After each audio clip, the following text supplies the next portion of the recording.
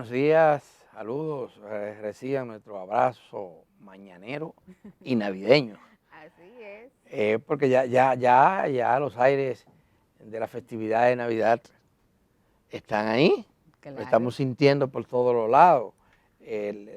Los charamicos de la Churchi es una evidencia de eso. Claro. Ya están ahí adornando esa avenida Sí. y acumulando, aceptando, recibiendo compradores a dos manos, pero mañana se inaugura la feria, la tradicional feria de las orquídeas que realiza el Jardín Botánico, y allí las flores de Pascua, las orquídeas, están ahí esperando compradores para que pongan su casa bonita. Así es. Y sus oficinas también, ¿verdad? Claro. Y vemos por todos los lados ya.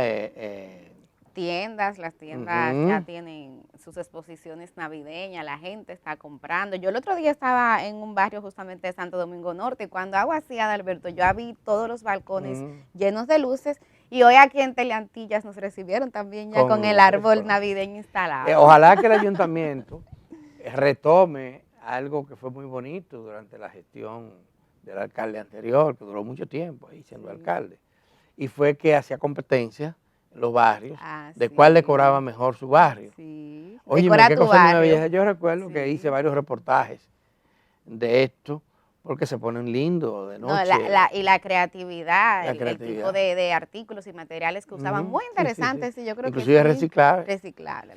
Y fíjate que esto es interesante porque ahora, más que nunca, ha habido luz en los barrios. Sí. Hay apagones, pero hay mucho más luz que la que había antes. En esos tiempos de apagones era terrible, tú ves. Sí. Pero bueno, eso es lo que hay, Millicent. Pero vámonos a los acontecimientos noticiosos del día de hoy, del día de ayer y de lo que podría pasar en el futuro inmediato. Ayer ocurrió un acontecimiento importante. Fue condenado a prisión, aunque no va a cumplir ni un día en la cárcel, el diputado Sadoki Duarte. Este fue aquel caballero que le ofreció golpe a una mujer policía de tránsito.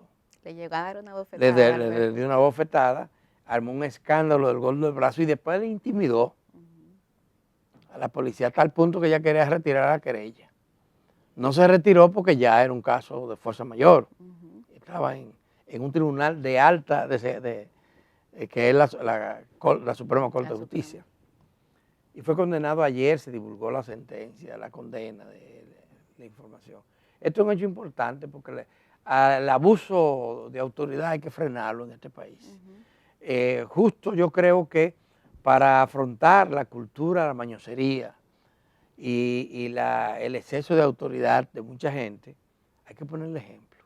Claro. Las autoridades tienen que ser modestas en sus actuaciones cotidianas. Y que tienen que dar el ejemplo, porque justamente parte de ese incidente que tuvo lugar en el año 2020 era porque el diputado se negaba a que se le fiscalice a él y a otros relacionados a él, porque ahí también interviene, Adalberto y amables televidentes, el tema del tráfico de influencias, que aquí lamentablemente en la cultura política todavía permea mucho. Mira, yo creo que en República Dominicana hay una línea muy débil entre la autoridad y el autoritarismo. Y la opinión pública está lleno de eso. Ahora con las redes sociales vemos múltiples videos. En estos días también se hacía viral un video de un incidente muy lamentable entre un agente de la DGC y un alcalde, bueno, más bien director distrital. Pero, Adalberto, nosotros tenemos que como país ir entendiendo. ¿A quién hirió? Le hirió de un balazo en el estómago, que bueno, yo digo que su vida se salvó casi de milagro porque era una parte delicada del cuerpo. Pero a lo que voy es que es importante que las autoridades entiendan que ellos tienen que poner el ejemplo, Adalberto. Y esta sentencia, aunque cuando uno ve, bueno, son 3.500 pesos, 3 meses de prisión suspendida, eso es insignificante. Pero yo coincido contigo en que esto siembra un precedente importante de que la autoridad también tiene que someterse a la ley. A la ley, definitivamente que sí. Y la verdad es que hay muchos ejemplos de que se puede, sin que tú pierdas la autoridad. Yo voy a recordar siempre a Gil Iturrides, que dicho sea de paso periodista, fue ministro de Educación. Yo era reportero entonces y cubría esas áreas. y voy al Departamento de Relaciones Públicas a solicitar permiso para entrevistar al ministro, Sí. que entonces era secretario de de Educación. Y me dice, no, entra, ve. ¿Cómo que entra? Y que vea. Sí, él recibe a todo el mundo. Y habían 2 puertas antes de entrar al despacho del ministro. Él eliminó esas 2 puertas y quitó los policías que estaban ahí. Y creó asientos en un espacio amplísimo donde estaba el despacho, para que el que quisiera verlo se sentara ahí. Solamente tenía que registrarse con una secretaria. Claro. A mí me sorprendió, yo hice un reportaje de eso. Y a ese caballero nadie lo mató, ni nadie le pasó nada, con esa humildad. O aquí en 1+1, que entrevistamos una vez a un director de la DNCD y llegó solo. Solito. Sí, al chofer y a uno que andaba con él lo dejó en el parqueo lejísimo. Y él llegó solo, andaba por todos lados. ¿Y qué le va a pasar? Pero aquí hay un exceso de autoridad. Yo recuerdo también a un asistente del expresidente Leonel Fernández, que era un hombre que vivía muy adentro en 1+1 porque tenías amigos ahí, en Teleantillas. Y ese asistente fue a coordinar justamente una entrevista que le íbamos a hacer a Fernández cuando era presidente de la República. Oye, me llega con 2 guardaespaldas que en una redacción, ¿Cómo va parado a ser? detrás. Eso es feo. Eso es feísimo. Eso es feo, feo, feo, feo. Caramba. Pero es que hay gente que no sé, como que se aloca, ¿verdad? Que no ubica. se aloca, que no se ubica. Sí. Y se puede. Y yo creo que hay condiciones. Y también sin que tú pierdas el protocolo de que... Claro. Y también ahí, en términos generales, la ciudadanía, tenemos que entender que a las autoridades hay que respetarlas. Por eso yo hablaba, hay que diferenciar. Una cosa es el autoritarismo, que implica un exceso de autoridad, que también la hay en las autoridades, una cultura de abuso y de violación a derechos humanos constante, pero también nosotros como ciudadanía hacer el mea culpa, porque muchas veces nos para un agente de la DGC y nos dirigimos en términos irrespetuosos. A veces le queremos dar golpe. Le queremos dar golpe. Entonces luego queremos que ese agente de la DGC tenga la autoridad y la moral para fiscalizar cuando hay una situación que nos perjudica. Pero hay una cultura que tenemos que como ciudadanía trabajar de respetar y de empoderar a quienes quieren cumplir la ley. Porque tú sabes que, Adalberto, muchas veces esos son agentes que no cogen el tema de que, tú no sabes quién soy yo. Entonces, eso hay que valorarlo, hay que felicitarlo y hay que estimularlo. Hay muchas anécdotas de eso. Mira, una vez un vehículo de transporte público, una guagua, la paró un amén porque se había metido en rojo en un semáforo. ¿Y sabe lo que hizo el chofer de la guagua, repleto de pasajeros? ¿Qué hizo? Que siguió volado y todos los semáforos lo paró y llegó al parqueo de Teleantillas. Y ahí lo estaban aplaudiendo. Y venía una patrulla detrás y casi estaba pidiendo excusas. Oye, pero son cosas increíbles porque le tienen miedo. Claro. Porque a muchos agentes lo han votado por denuncias infundadas, ¿verdad? Cuando alguien quiere cumplir la ley, hace su trabajo bien. Claro. Milicen. Hay otros temas. Sí, hay muchos otros temas. Hoy se va a reunir la Junta Central. Llegó el día, la Junta Central Electoral, con dirigentes de todos los partidos políticos reconocidos. Hay pocas expectativas de lo que va a pasar ahí. Lo que van a discutir es un poco cómo aplicar, garantizar que se aplique la ley electoral, la ley de elecciones en el país y la ley de partidos. Son 2 leyes distintas. Yo no entiendo por qué, porque eso debe estar todo junto. Un código electoral. Bueno, pues va a pasar eso en el día de hoy.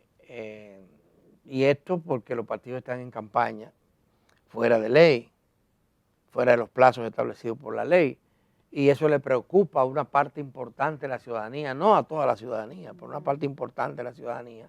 Esa parte de la ciudadanía que está abogando por más democracia, por más reglamentaciones, por más institucionalidad.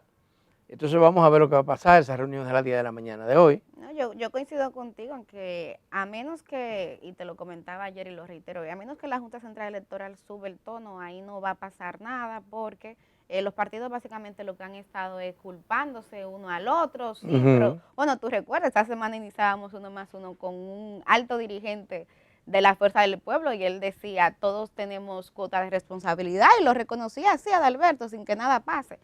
Pero yo creo que igual la Junta tendría que hacer el ejercicio, estimado Adalberto, de ver cuáles herramientas tiene. Ayer hablábamos de que con la ley que hay, que es cierto, hay que modificarla, la misma Junta está en una actividad a favor de que se modifique. Ayer yo veía Pero al esa parte presidente... no está en cuestionamiento. Sí, pero a eso voy. Yo veía pero no, Sí. lo que pasa es que el presidente de la Junta Central ha dicho que a la ley le faltan garras. Pero mi punto justamente es que con la ley que hay cosas que se pueden hacer y que la Junta tiene que comenzar a tomar decisiones en ese sentido porque si no los partidos no le van a hacer caso. El tema de la no inscripción de las candidaturas, pero tú recuerdas que aquí hay una fiscal electoral. ¿Dónde está esta fiscalía? ¿Qué ha hecho? Esa depende del tribunal. Del Ministerio Público, del Tribunal Superior Electoral. Del Tribunal Superior Claro, Electoral. pero que son órganos que pueden trabajar y deben de trabajar de manera coordinada. Y que está también limitado porque no le han creado la estructura mínima a nivel del sistema electoral dominicano para actuar en los pueblos, en las acciones concretas. Pero bueno, existe. Sí, existe y algún uso debería de darle. Algún uso debería de darle, definitivamente que sí. Vamos a ver lo que va a ocurrir en el día de hoy. Ojalá se pueda poner en movimiento la acción de las autoridades electorales para impedir que lo que ha comenzado siga creciendo se acabe. Y crea problemas. Millicent, por otra parte, el Senado aprobó ayer en segunda lectura el proyecto de ordenamiento territorial, el proyecto de ley de ordenamiento territorial. Después de muchas discusiones y de años. 2 años en esta gestión solamente. En esta gestión solamente ahí fue aprobado ese proyecto. Vamos a ver lo que va a pasar ahora en la Cámara de Diputados, porque el proyecto tiene que ir a la Cámara Baja para ser sancionado. Al proyecto original y a la propuesta de la comisión bicameral que lo estudió, algunos legisladores le hicieron modificaciones ligeras, que vamos a ver lo que va a pasar ahora en la Cámara de Diputados. Ojalá lo aprueben lo más rápido posible, porque el país necesita ir organizándose cada vez más. Y ahora el definir la vocación del territorio para cada cosa, cuáles son los terrenos que tenemos de vocación urbana, de desarrollo urbano, de proyectos urbanos, cuáles son la vocación forestal de nuestro territorio, qué pasa con los asentamientos precarios que tenemos, los asentamientos humanos precarios que tenemos en la República Dominicana, cuál es la responsabilidad de las autoridades. Todo esto está contemplado en esto, igual que el uso de la tierra para la agricultura. Claro. Hay una parte que a mí también me llamó la atención, que ya de hecho ha comenzado, hay opiniones sobre eso, que es el tema de planificación por territorio, que lo está implementando, a mí me parece interesante, el Ministerio de Economía, Planificación y Desarrollo, y que también en parte de lo que se aprobaba ayer en el Senado salía a relucir, porque Adalberto aquí, inclusive para el tema del uso de los suelos, la vocación de cada uno de ellos, pero inclusive para el tema de la planificación de las políticas públicas, hay muchísimas disparidades en el territorio. Educación tiene unas regiones, salud pública tiene otras. O sea, el tema de tener coherencia en eso es lo primero, pero luego esa visión de tú poder asignar recursos a los territorios en función de sus características. Pero para tú poder hacerlo, tú tienes que tener claridad del tipo de territorio que hay, de los tipos de suelo. Entonces, yo al igual que tú creo que es importante que esta ley ya no dé más vuelta en la Cámara de Diputados. Como el precedente fue una comisión bicameral, uno espera que haya niveles de consenso, aunque siempre en la Cámara de Diputados, por su composición, donde no el partido oficialista tiene mayoría, pero los otros partidos tienen votos importantes, siempre es posible que se debatan más. Pero yo creo que el país necesita ya orden, sí, y para eso el territorio y el suelo es básico. Esos son básicos, eso es verdad. Pero eso es lo que tiene que ver con la planificación, eso viene de viejo. Sí.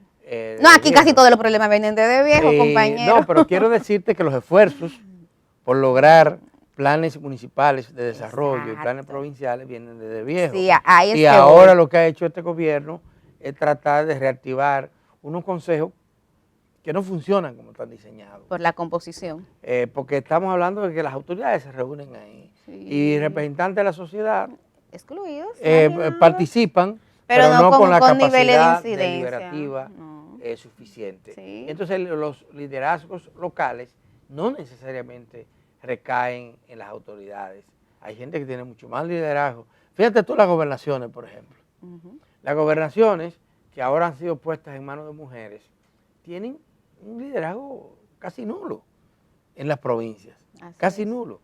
Las gobernadoras están moviendo mucho porque el presidente y los demás órganos del Estado los invitan a los actos que se realizan en los municipios, en la provincia, etcétera, y la sientan en la mesa de adelante. Pero las gobernaciones no tienen recursos para hacer esto, pero es necesario que se planifique. Fíjate, si en cada municipio, aunque sea así, que sean las autoridades locales, con presencia de la sociedad civil, se reunieran, actuaran con coherencia, no estuvieran compitiendo una con otra, o respondiendo solo a los organismos de arriba, otra cosa fuera, los recursos se manejaran mejor que como se están manejando ahora. Pero bueno, vamos a esperar esa ley y vamos a ver también, a darle tiempo para que se aplique y ver cuáles van a ser los resultados. Que eso es lo más importante, la aplicación. Así es. Y bueno, hablando de leyes, hoy también es noticia una propuesta que hizo el presidente Luis Abinader, lo hizo durante un almuerzo por el aniversario de Finjus, y ahí él señaló que en la próxima legislatura iba a proponer a Adalberto que se creara un Ministerio de la Justicia. Dice que este ministerio básicamente lo que vendría es a descentralizar las funciones del Ministerio Público porque se encargaría de toda la parte administrativa, incluyendo la administración del sistema penitenciario, que son las cárceles, también lo que tiene que ver con los bienes incautados, o por ejemplo el INASIF, y que eso entonces va a permitir que el Ministerio Público como tal se concentre en la labor de persecución contra la criminalidad. Y él básicamente decía, bueno, lo que pasa es que el Ministerio Público lo hace todo, investiga, persigue y después entonces también tiene que gestionar, en el caso ya sean de personas o bienes. Mira, en Latinoamérica hay antecedentes casi, bueno, son muchos los países, incluyendo España, que tienen Ministerio de Justicia. Yo creo que si esto contribuiría a que el Ministerio Público se pueda concentrar más en esa labor de persecución contra los ilícitos, contra la corrupción, a mí de entrada me parece bien. Pero creo que hacen falta conocer un poco los detalles. A mí me genera un poco de suspicacia qué implicaría en términos administrativos ese Ministerio de la Justicia, Adalberto.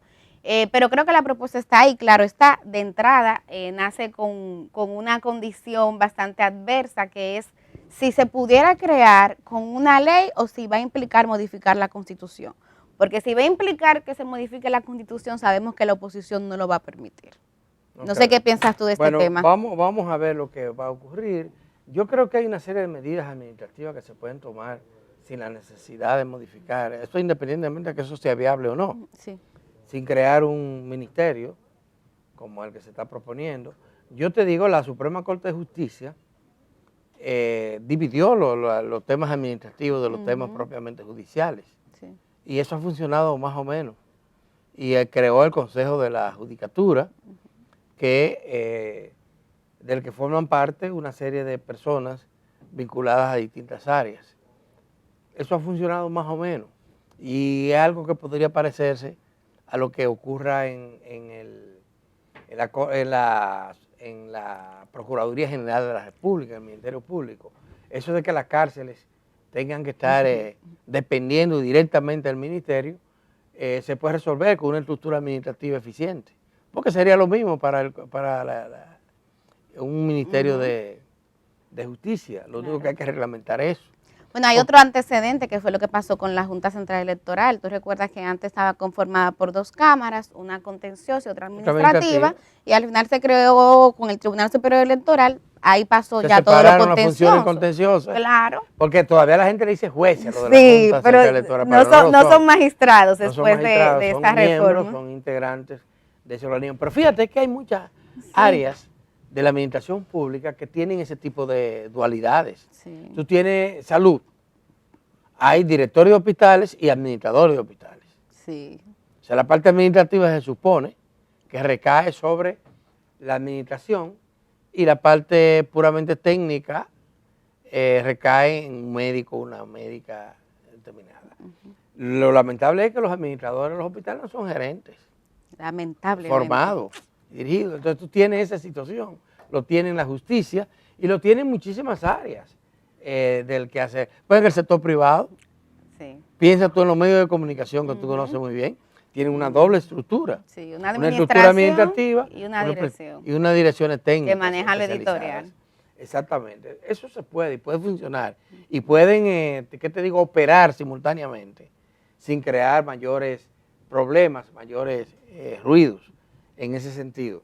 El tema es que hay que eficientizar la administración pública. Sí. Hay que eficientizarla. Todavía hemos tenido avances, pero todavía tenemos retrasos muy significativos. Miren, yo te vuelvo ayer volví yo a la jurisdicción de tierra. Wow. Óyeme, a buscar una información y tú tienes que disponerle 3 de 4 horas para tener una información que debería estar en la internet, en un portal. Pero lo peor es que la información que yo ando buscando es una sentencia que debió de pronunciar un tribunal hace un año. Wow. Y lo grande es, tú preguntas, pero ven acá, ¿qué se puede hacer contra este tribunal? Dice, no, porque la ley no dice. Óyeme, y te duran 1 año, 2, 3 o 4 esos procesos judiciales sin que nada pase. Terrible. Y eso es verdaderamente terrible. Tú sabes que el costo humano, emocional y económico que tiene para una sociedad que cientos de personas tengan que durar 3 y 4 horas para depositar un documento, para buscar una información en la jurisdicción inmobiliaria de este país. Y además es una barbaridad. La vulneración de derechos que implica, y en justicia hay una máxima que dice que la justicia tardía no es justicia. Entonces el tema de la mora judicial, eso es terrible, eso Alberto. Es terrible, eso es terrible. Y bueno, estamos hablando de muchísimos programas de modernización del Estado. Uno de ellos tiene que ver con aquel tema que lo hemos tratado aquí ya en varias ocasiones, de la burocracia cero. Sí. El programa encaminado a lograr la reducción, bueno, no es la reducción, la eliminación de los procesos burocráticos tediosos. De los tiempos, los tapones, los embudos. Los embudos que hay que buscar para tener un permiso en algunas áreas o un servicio que necesita una persona. El de medio ambiente pues ya se sabe, pero en obras públicas hay algo parecido. Obras públicas. ¿Verdad? El tema farmacéutico también tiene serios problemas. En agricultura. En agricultura es el ministerio que autoriza o desautoriza la importación de alimentos. Y alrededor de eso, miren, hay tantos problemas, porque hay productos que se importan en otros países, son baratísimos fuera. Y aquí hay limitación para importarlos para que no haya competencia. A otros que son carísimos. Que son carísimos aquí, o sea que están caros. O no, porque son de producción nacional, se quiere producir la producción, el empleo que generan este tipo de actividades. Y resulta que esos permisos los trafican, le ponen todos los impedimentos a la institución y cualquier persona tiene un permiso y lo vende inmediatamente a un importador. Wow. Y se gana un dineral. Eso es corrupción. Eso es corrupción. Eso es corrupción. Ojalá en agricultura hagan lo mismo que están haciendo en medio ambiente, que están subiendo al internet todos los pasos que se necesitan para ustedes obtener un permiso. Entonces la gente lo puede ver allí y puede entonces denunciar, pasa esto, pasa lo otro. Medio ambiente, porque medio ambiente autoriza, como dijo el ministro aquí, desde la explotación de una mina hasta un árbol, una mata. Hasta una mata de palma que usted tenga en su casa. Que quiera tumbar. Un roble. Sí. Que tenga un solar y quiera construir en el solar. Le tiene que llamar a medio ambiente y pedir permiso para eso. No. Ir. Hacer fila para ver cómo logra ese permiso. Y va un inspector a ver qué es lo que pasa. Eso es en las zonas urbanas. Entonces, eso hay que agilizarlo, eso hay que cambiarlo. Ojalá sea verdad que su burocracia cero esté avanzando. Ojalá. Y que funcione en la República Dominicana, porque esto está asociado también a la lucha contra la corrupción. Que hay gente que dice que no existe tal lucha. Hay otros que dicen que sí, y entre eso estoy yo. Bueno, Alberto, mira, antes de irnos a la pausa, yo quiero que tú me des 30 segundos para una payola sentimental. Ayer me pasé casi el día entero en un taller bastante interesante con ya fue vicepresidenta de Costa Rica, Etsi Campbell, una actividad que organizaron un grupo de mujeres, entre ellos algunos que tú conoces muy bien, como Conamuca, el Foro Feminista, Magali Pineda, el MIT, entre otros, CIPAF. Y la verdad que fue súper interesante porque ella, bueno, se trató de un encuentro que tenía una participación de mujeres muy diversas. Había mujeres de Elías Piña, mujeres de Barahona, pero también aquí mujeres de la zona urbana, exactamente, las campesinas, la puso con la muca.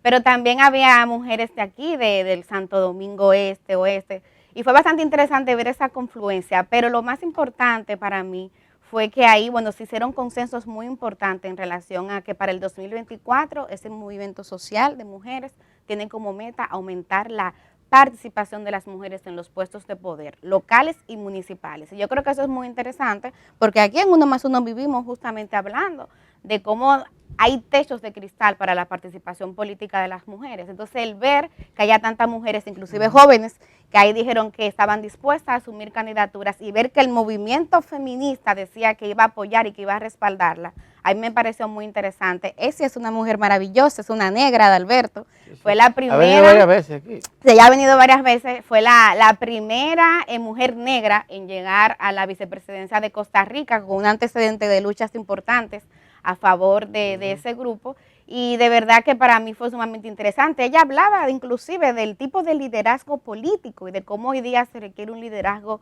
que sea de cuidado y que apueste al bien común. Entonces, saludar a las mujeres y agradecer a quienes me invitaron. Dos mujeres vicepresidentas, sí, muy cerca de nosotros, una en Colombia, sí, y otra en Estados Unidos. La de Colombia también negra. Sí, la de Estados Unidos. La de Estados Unidos también, Kamala Harris. Sí, interesante. Ahora, Millicent, tú tratas el tema y eso me da la oportunidad a mí para reiterar una idea que estaba planteando antes. Aquí las organizaciones de mujeres necesitan redefinir su agenda y la agenda de prioridades, establecerla. Durante décadas hemos estado luchando por dos temas nada más. El tema de los derechos sexuales y reproductivos de las mujeres y el tema de la participación política de las mujeres. Pero hemos descuidado temas tan importantes como son los temas económicos y sociales que afectan a las mujeres. Claro. Ya sabemos que, y se ha agudizado, o sea, se ha frenado un proceso importante, por ejemplo, que tiene que ver con el cuidado tanto de niños como de ancianos, que está reservada principalmente a las mujeres. Recae sobre las mujeres. Y sobre todo en un país donde hay tantas mujeres criando muchachos y muchachas sin marido, porque espantan la mula por distintas razones. Y entonces, óyeme, no tenemos nosotros aquí donde llevar los niños, si no tienen 5 años, a un centro donde se puedan ir educando y estén bien protegidos por la ciudad. Y no hay lucha con relación a esto. Tenemos el tema de la maternidad, no solamente la muerte materna. Las neonatales. Mire, las neonatales, pero las maternas también. Porque es insólito que en el siglo XXI todavía mueran cientos de mujeres de parto. Y eso está pasando en la República Dominicana. O que mueran casi 3.000, que estos no son los abortos, porque no. Si tú le agregas los abortos clandestinos que se realizan aquí, la cifra se eleva muchísimo. Y entonces el movimiento de mujeres no ha puesto entre sus prioridades esas cosas. Y mira, que aquí hay muchas organizaciones de base a las que son conducidas a levantar solo estas demandas que son de las mujeres en sentido general, pero que son prioridades para las mujeres sobre todo de clase media y clase alta. No es el caso de las campesinas que tienen problemas para conseguir agua para beber, para bañarse, hasta para hacer los oficios. Leña, tú hablabas de Elías Piña. Sí. En Elías Piña hay muchísimas comunidades donde se cocina todavía con fogón, con leña, y las mujeres son las que realizan ese tipo de... Y agregarle otro tema que está por encima de todo esto, que la pobreza. Las mujeres son más pobres dentro de los pobres. Sí. Y la lucha contra la pobreza debería ser también una prioridad. De manera que yo voy a seguir insistiendo en la necesidad de modificar la agenda y además de hacer un movimiento social de mujeres, no un movimiento de élite nada más, porque la mayoría de las organizaciones feministas son ONG, solo ONG, importantes organizaciones técnicas, pero mira, en el barrio hay organizaciones de mujeres, y si no lo hay que crearlo, en el campo también, y tienen que ser las propias mujeres de los sectores populares las que se empoderen y hablen por sí solas, que no vengan a estar subordinadas a los foros que se hacen en la capital, porque son subordinadas en estos foros, donde predomina el interés de otras mujeres que tienen demandas comunes, pero que también tienen diferencias en términos de algunas demandas. Por ejemplo, el trabajo doméstico ahora. Sí. El trabajo doméstico, yo vi una asociación de mujeres cuestionando Claro. lo que se acordó. Porque era de clase media Entonces, y ¿qué media pasa? alta. Y ¿sí? dicen que hay 240,000 mujeres que trabajan en el servicio doméstico. Claro. Un conglomerado que solamente supera a personas francas. Ujú. Sí. Bueno, mire, se habla demasiado. Pero creo que una crítica constructiva a la que sí, creo que el movimiento de mujeres debería de prestarle atención. Pero ahora es momento de hacer una pausa, Adalberto, vamos a pausar y luego entonces tendremos nuestra entrevista central. Tendremos nueva vez aquí a Edwin Patterson. Él fue diplomático aquí, conoce muy bien el tema haitiano y con él vamos a estar hablando porque es un tema que sigue en la Y hoy sí palestra. hay muchas noticias. Exactamente, hoy hay una reunión bastante importante entre Canadá y Estados Unidos con el tema Haití. Así Sí, que sí. mantengan Y hay la temas sintonía. también vinculados a la frontera Exactamente, de hoy, de sí, ahora. sí, sí.